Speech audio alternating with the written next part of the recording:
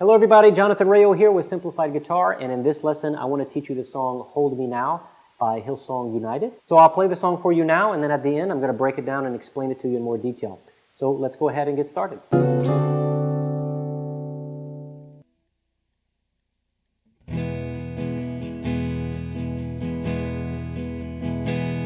me now in the hands that created the heavens.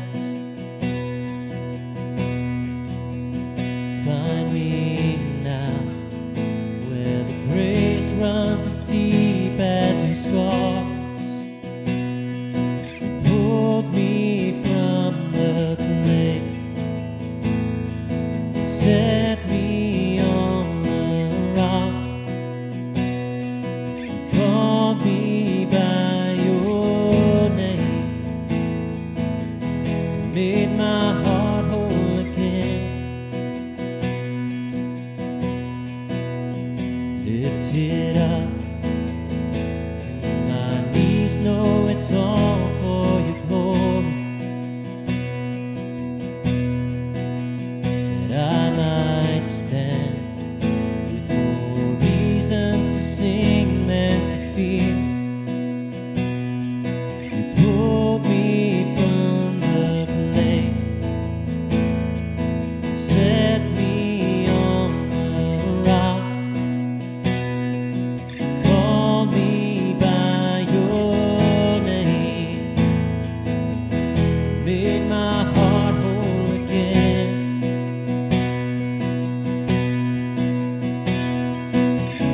Here I stand, high in surrender. I need you now. Hold my heart now and forever. My soul cries out. Once I was broken, but you loved my whole heart. Sin has no hold on me, 'cause your grace holds me now. And that grace owns the ground where the grave did, where all my shame remains, left for dead in your way. You crashed those age-old gates, left no stone unturned. You stepped out from that grave, shouldered me all the way.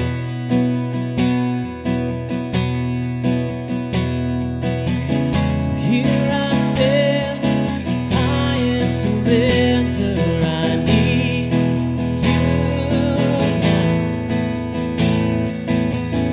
Hold my heart now and forever. My soul cries out. Once I was broken, but you loved my whole heart through. Sin has no hold on me, 'cause your grace holds me now. Healed and forgiven. Look where my chains are now. Death has no hold on me, 'cause your grace holds that ground. Your grace holds me now. Your grace holds me now. We're only going to be using 4 chords from the E chord family. We have the E chord, the A2, B suspended, and C sharp minor. And you'll notice that I'm using power chords. I'm using alternatives to the traditional way to play some of these. Like, the traditional way to play C sharp minor would be like a bar chord, like this. Okay, but when we're in the key of E, we can get away with these nice, easy to play power chords that sound really nice together. They're also known as open chords because a lot of these strings are open, like down here. The B and the high E string are open the whole time, the whole song, for all 4 chords. That B and E string are ringing out. And what's nice too is that 3 of these chords, the A2, B suspended, and C sharp minor, those 3 have almost the identical shape. The 3rd and 4th finger here are not going to be moving from the D and G string. They're going to be right there.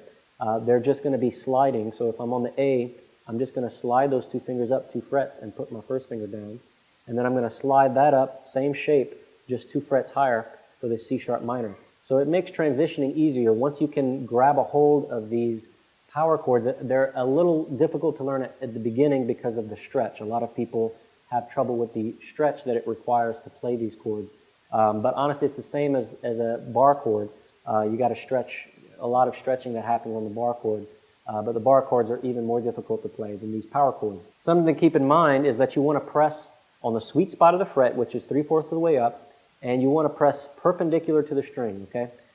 And then another thing for these, the B and C sharp, is you want to take your thumb and press it against the back of the neck, and that way you can get your hand away from the neck of the guitar. Because a lot of times what happens is that this part of your index finger is going to be muting the B and the E string if you hold your hand normally. Okay, so to get that away, you kind of have to arc your hand this way a little bit for these chords and pick them up, right? So that your fingers are coming down in an arc onto the string. The strum pattern for this song, we're going to be using the sway pattern, which is a 3-beat strum pattern. The very first beat is actually going to be our hardest strum. We're going to strum really hard on that first beat down. And then beats 2 and 3, we're also strumming down, but just lighter, okay? So that first beat of each measure is going to be really, really loud and really prominent. And then for beat 2 and 3, we're strumming down as well. And then we're going to add an up strum after beat 2 and 3. So if I just mute my strings and show you, it would sound like this. 1, 2, and 3, and 1, 2, and 3, and 1, 2, and 3, and 1, 2, and 3, and 1. So now let me go ahead and just hold the E chord and play that strum pattern for you so you can hear it.